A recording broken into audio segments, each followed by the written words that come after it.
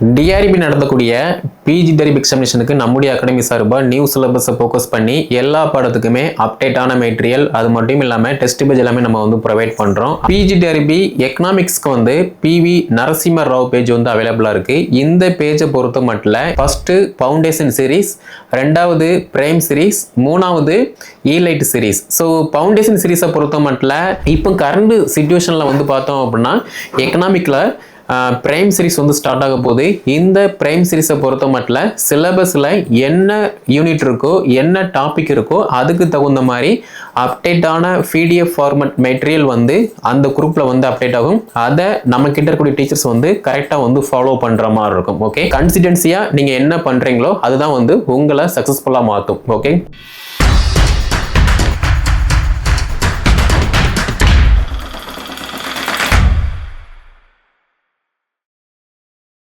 TRP நடத்தக்கூடிய PG டெரிப் எக்ஸாமினேஷனுக்கு நம்முடைய academy சார்பாக நியூ சிலபஸை ஃபோக்கஸ் பண்ணி எல்லா பாடத்துக்குமே அப்டேட்டான மெட்டீரியல் அது மட்டும் இல்லாமல் டெஸ்ட் பேஜ் எல்லாமே நம்ம வந்து ப்ரொவைட் பண்ணுறோம். அதில் பிஜி டெரிபி எக்கனாமிக்ஸ்க்கு வந்து பிவி நரசிம்ம ராவ் பேஜ் வந்து அவைலபிளாக இருக்குது. இந்த பேஜை பொறுத்த மட்டும் நியூ சிலபஸை ஃபோக்கஸ் பண்ணி மட்டும்தான் மேஜருக்கான அப்டேட்டான material Tamil medium, English medium, அது மட்டும் இல்லாமல் தமிழ் தகுதி தேர்வு, சைக்காலஜி, கரண்ட் அஃபேர், ஜிகே இந்த மாதிரி எல்லாமே வந்து அப்டேட் ஆகிட்டு இருக்கு. ஸோ நம்ம அகாடமி எந்த மெத்தடை வந்து ஃபாலோ பண்ணுறோம் அப்படின்னா ஃபஸ்ட்டு ஃபவுண்டேஷன் சீரீஸ், ரெண்டாவது பிரைம் சீரீஸ், மூணாவது ஈலைட் சீரீஸ். ஸோ ஃபவுண்டேஷன் சீரீஸை பொறுத்த மட்டும் எக்கனாமிக் வந்து பொருளாதாரத்துக்கு வந்து 6 to 12 வரைக்குமே வந்து நம்ம நல்லா ஃபோக்கஸ்டாக வந்து படிக்கிற மாதிரி இருக்கும். ஏன்னா நம்ம ஃப்ரெஷ்ஷாக படித்து வந்தாலும் கூட அடிப்படை தகவல் என்ன அப்படின்னு ஒரு டேட்டா நமக்கு வந்து தெரியணும். அப்படி இருக்கும்போது மட்டும்தான் ஃபவுண்டேஷன் வந்து நமக்கு நல்லாவே வந்து ஸ்ட்ராங்காக இருக்கும். அப்படி பார்க்கும்போது இந்த ஃபவுண்டேஷன் சீரீஸில் 6 to 12 வரைக்குமே உள்ள எக்கனாமிக் லெசன்ஸ் எல்லாமே டெஸ்ட் வந்து நம்ம வந்து கம்ப்ளீட் பண்ணியாச்சு. ஓகே, ஸோ ஆல்ரெடி நம்ம கிட்ட இருக்கக்கூடிய டீச்சர்ஸ் ப்ராக்டிஸ் பண்ணவங்க அடுத்து பிரைம் சீரீஸ் வந்து வர மாதிரி இருக்கும்.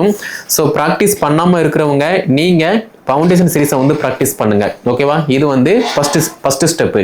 செகண்ட் ஸ்டெப்பை பொறுத்த மட்டும் பிரைம் சீரீஸ். ஸோ பிரைம் சீரீஸை பொறுத்த மட்டும் ஆல்ரெடி வந்து நம்ம ஃபவுண்டேஷன் சீரீஸ் வந்து முடிச்சாச்சு. அப்போ இந்த பிரைம் சீரீஸில் வந்து எல்லாமே சிலபஸை ஃபோக்கஸ் பண்ணி அப்டேட்டான மெட்டீரியல் இப்போ கரண்ட் சிச்சுவேஷனில் என்ன அப்டேட் இருக்கோ அதுக்கு தகுந்த மாதிரி அப்டேட் ஆகும். அதை நீங்கள் வந்து ஃபாலோ பண்ணுற மாதிரி இருக்கும். ஆல்ரெடி நம்ம கிட்ட இருக்கக்கூடிய டீச்சர்ஸ் எல்லாத்துக்குமே வந்து இந்த பேஜில் எல்லாமே வந்து அப்டேட் ஆகிற மாதிரி இருக்கும். இது எல்லாமே முழுக்க சிலபஸில் என்ன இருக்கோ அதுக்கு தகுந்த மாதிரி தான் அப்டேட் ஆகும். ஃபார் எக்ஸாம்பிள் சிலபஸை பொறுத்த மட்டும் மைக்ரோ எக்கனாமிக்னா என்ன, மேக்ரோ எக்கனாமிக்னா என்ன, அதே மாதிரி மணி பேங்கிங்னா என்ன, இன்டர்நேஷனல் எக்கனாமிக்னா என்ன, பப்ளிக் எக்கனாமிக்னா என்ன, same time economic growth and development, Indian economic 1, Indian economic 2, இது மட்டும் இல்லாமல் தமிழ்நாடு எக்கனாமிக், இதை பற்றி நம்ம பார்க்குற மாதிரி இருக்குது.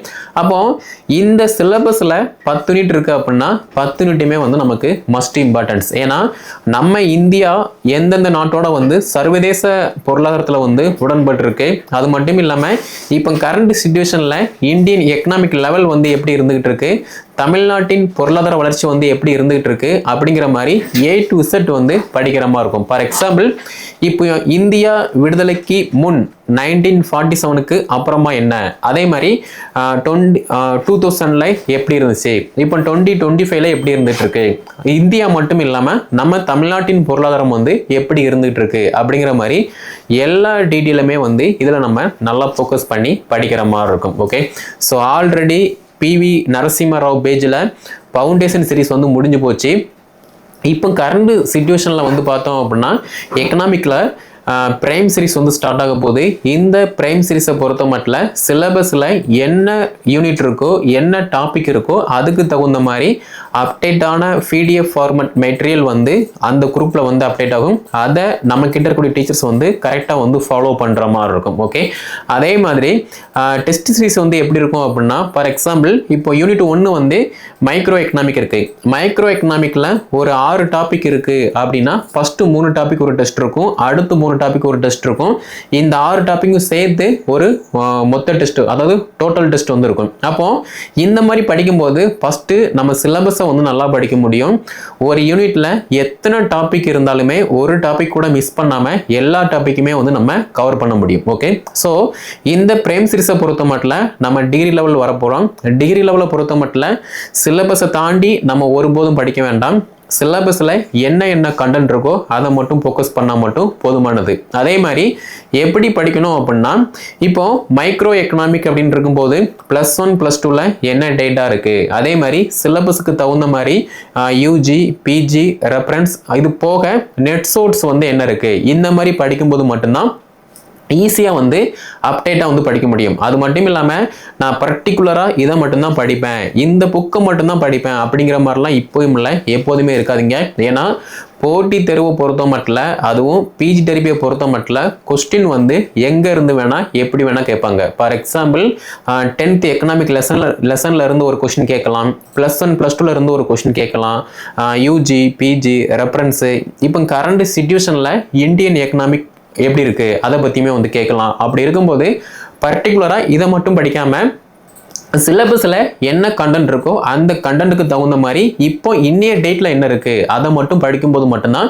ஈஸியாக வந்து நல்ல மார்க்கு ஸ்கோர் பண்ண முடியும். ஓகே, இது வந்து மஸ்ட் இம்பார்ட்டன்ஸ். ஏன்னா நிறைய பேர் வந்து நான் 2015 புக் வச்சுருக்கேன், 2020 புக் வச்சுருக்கேன், நான் அதை மட்டும் படிக்கணுமா அப்படிங்கிற மாதிரிலாம் வந்து கேட்குங்க.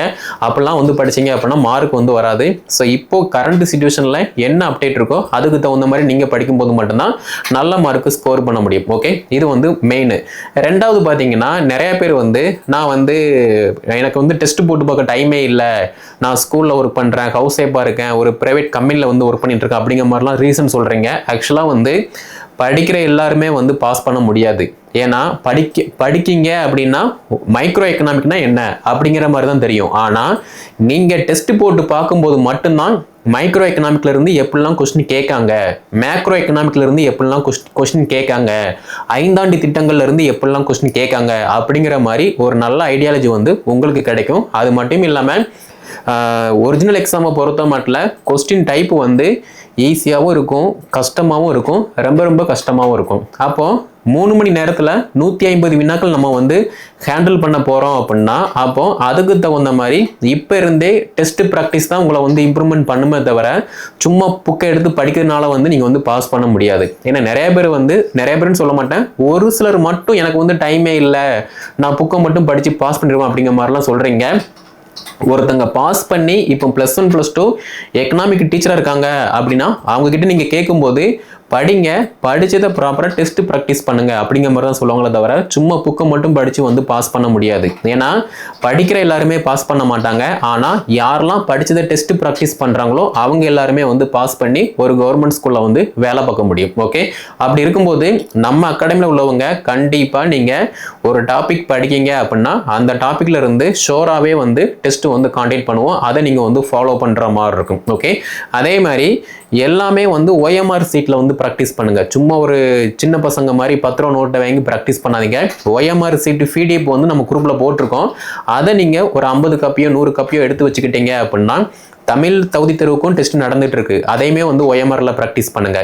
மேஜருக்குமே வந்து ஃபவுண்டேஷன் சீரிஸ் வந்து கம்ப்ளீட் ஆயிருக்கு, அப்போ அதையுமே OMR சீட்டில் வந்து கம்ப்ளீட் பண்ணுங்க, ப்ராக்டிஸ் பண்ணுங்க. அது போக சைக்காலஜி கரண்ட் அஃபேர்ஸ்க்கு இருக்கு, அதையுமே வந்து OMR சீட்டில் வந்து ப்ராக்டிஸ் பண்ணுங்க. அப்போ OMR சீட்டை பொறுத்த மட்டும் ரொம்ப கவனமாக அதை செட் பண்ணும்போது மட்டும்தான் தப்பு இல்லாமல் இருக்கும். அப்படி இல்லை அப்படின்னா 10வது கொஸ்டினுக்கு வந்து நீங்கள் B ஆன்சரை செட் பண்ண போறீங்க அப்படின்னா உங்ககிட்ட ப்ராக்டிஸ் இருந்துச்சு அப்படின்னா 10வது கொஸ்டினுக்கு வந்து B வந்து செட் பண்ணுவீங்க. அப்படி இல்லை அப்படின்னா கொஸ்டின் வந்து ஒரு இதில் இருக்கும், ஆப்ஷனை வந்து நீங்கள் வந்து 11வது கொஸ்டினோ 12வது கொஸ்டினோ இல்லைனா மேலே 8ஓ 9ஓ வந்து செட் பண்ணிட்டு இருப்பீங்க. ஸோ இது வந்து நிறைய டீச்சர்ஸ் வந்து லாஸ்ட் டைமில் வந்து பண்ணியிருப்பீங்க. அதனால் OMR சீட்டை மிஸ்டேக் பண்ணாமல் நீங்கள் செட் பண்ணும்போது மட்டும்தான் உங்களுக்கான மதிப்பெண்கள் வந்து நல்லாவே வந்து உயர வாய்ப்பு இருக்குது. ஏன்னா நிறைய பேர் வந்து ஃபஸ்ட்டே சொன்ன மாதிரி 10வது கொஸ்டின் ஆப்ஷன் B தான் கரெக்டாக இருக்கும். ஆனால் இவங்க என்ன பண்ணுவாங்கன்னா 1 8வது கொஸ்டின் 9வது கொஸ்டின் வந்து செட் பண்ணுவாங்க.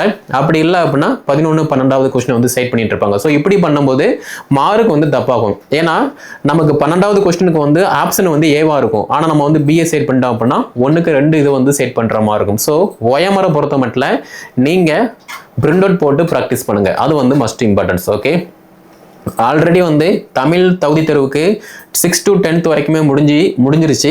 +1 வந்து இப்போ நடந்துகிட்டு இருக்கு. அதை ப்ராக்டிஸ் பண்ணாதவங்க ப்ராக்டிஸ் பண்ணி ஓஎம்ஆரை வந்து ரிப்போர்ட் பண்ணுங்க, மார்க்கை வந்து ரிப்போர்ட் பண்ணுங்க. மேஜரை பொறுத்த மட்டும் ஃபவுண்டேஷன் சீரிஸ் வந்து முடிஞ்சு போச்சு. அடுத்து பிரைம் சீரிஸ் வந்து ஸ்டார்ட் ஆயிருச்சு. இதையுமே வந்து ப்ராப்பராக வந்து படிக்க ஸ்டார்ட் பண்ணுங்க. அண்ட் ஓஎம்ஆர் சீட்டில் வந்து ப்ராக்டிஸ் பண்ணுங்க. மார்க்கை வந்து வாட்ஸ்அப்பில் வந்து ரிப்போர்ட் பண்ணுங்க. அடுத்தபடியாக வந்து கல்வி உளவியல், பொது அறிவு, நடப்பு நிகழ்வுகள் இதையுமே வந்து ஓஎம்ஆர் சீட்டில் ப்ராக்டிஸ் பண்ணுங்க. வாட்ஸ்அப்பில் வந்து மார்க் வந்து ரிப்போர்ட் பண்ணுங்க. இந்த மாதிரி எல்லாத்தையுமே நீங்கள் படிக்கும்போது மட்டும்தான் ஈஸியாக பாஸ் பண்ண முடியுமே தவிர, சும்மா என் ஃப்ரெண்டு படிச்சுட்டு இருக்கான் ஸோ நானும் படிக்க வரேன் அப்படின்னு ஆடிக்கு ஒருக்க அமாவாசைக்கு ஒருக்க படிச்சீங்க அப்படின்னா மார்க் வராது. ஸோ கன்சிடென்சி வந்து மஸ்ட் இம்பார்ட்டன்ஸ். கன்சிடென்சியாக நீங்கள் என்ன பண்ணுறீங்களோ அதுதான் வந்து உங்களை சக்ஸஸ்ஃபுல்லாக மாற்றும். ஓகே, ஏன்னா படிக்க வேண்டியது நமக்கு நிறையா இருக்குது. தமிழ் தகுதி தேர்வு படிக்கணும், மேஜர் படிக்கணும், சைக்காலஜி படிக்கணும், கரண்ட் அஃபேர்ஸ் ஜிகே படிக்கணும். இன்னைய அப்டேட்டில் இந்த வீடியோ அப்டேட் ஆகிற டைமில் எக்கனாமிக் சம்மந்தப்பட்ட ஏதாவது அப்டேட் இருக்கா அதையுமே வந்து தெரிஞ்சுக்கிற மாதிரி இருக்கும். Okay, so foundation series complete ஆயிடுச்சு. பிரேம் சீரிஸ் வந்து ஸ்டார்ட் ஆகுது. இந்த பிரேம் சீரிஸை பொறுத்த மட்டும் இன்னைய டேட்டில் என்ன அப்டேட் இருக்கோ, எக்கனாமிக்கில் என்ன அப்டேட் இருக்கோ அதுக்கு தகுந்த மாதிரி PDF format material PV Narasimharao குரூப்பில் வந்து இங்கிலீஷ் மீடியம்னா இங்கிலீஷில் அப்டேட் ஆகும், தமிழ்னா தமிழ் அப்டேட் ஆகும். ஆல்ரெடி நம்ம கிட்ட இருக்கக்கூடிய டீச்சர்ஸ் இதை கண்டிப்பாக வந்து ஃபாலோ பண்ணுங்கள். புதுசாக நீங்கள் யாராவது ஜாயின் பண்ண வரீங்க அப்படின்னா கீழே டிஸ்கிரிப்ஷனில் வாட்ஸ்அப் நம்பர், கான்டாக்ட் நம்பர் கொடுத்துருக்கேன். அதை கான்டாக்ட் பண்ணி என்ன டீட்டெயில் கேட்டு படிக்க ஸ்டார்ட் பண்ணுங்கள். MA எக்கனாமிக் ப்ளஸ் BEd படிச்சிருக்காங்க அப்படின்னா அவங்களுக்கு இந்த வீடியோ தொகுப்பு வந்து ஷேர் பண்ணுங்கள். அவங்களும் வந்து படித்து பயன்பெறட்டும். அடுத்தடுத்த வீடியோ தொகுப்பில் ஒவ்வொரு அழகும் வந்து என்ன சொல்லுது, அதாவது முதுநிலை ஆசிரியர் தேர்வு பொருளாதாரம் பாடத்தில் பாடத்திட்டத்தின் அடிப்படையில் ஒவ்வொரு யூனிட்டுமே வந்து என்ன சொல்லுது, ஒரு யூனிட்ல என்னென்ன டாபிக் இருக்கு அப்படிங்கிற மாதிரி அடுத்தடுத்த வீடியோ தொகுப்புல கிளியரா வந்து பார்க்கலாம். ஸோ நம்முடைய சேனலை சப்ஸ்கிரைப் பண்ணல அப்படின்னா சப்ஸ்கிரைப் பண்ணிக்கோங்க. இந்த வீடியோ தொகுப்பை MA எக்கனாமிக் ப்ளஸ் BEd படித்த டீச்சர்ஸ் அண்ட் இப்போ படிச்சுட்டு இருக்கக்கூடிய ஸ்டூடெண்ட் இவங்க எல்லாத்துக்குமே ஷேர் பண்ணுங்க. அவங்களும் வந்து படித்து பயன்பெறட்டும். ஏதாவது டவுட் இருந்துச்சு அப்படின்னா கீழே கமெண்ட்ல வந்து லீவ் பண்ணுங்க.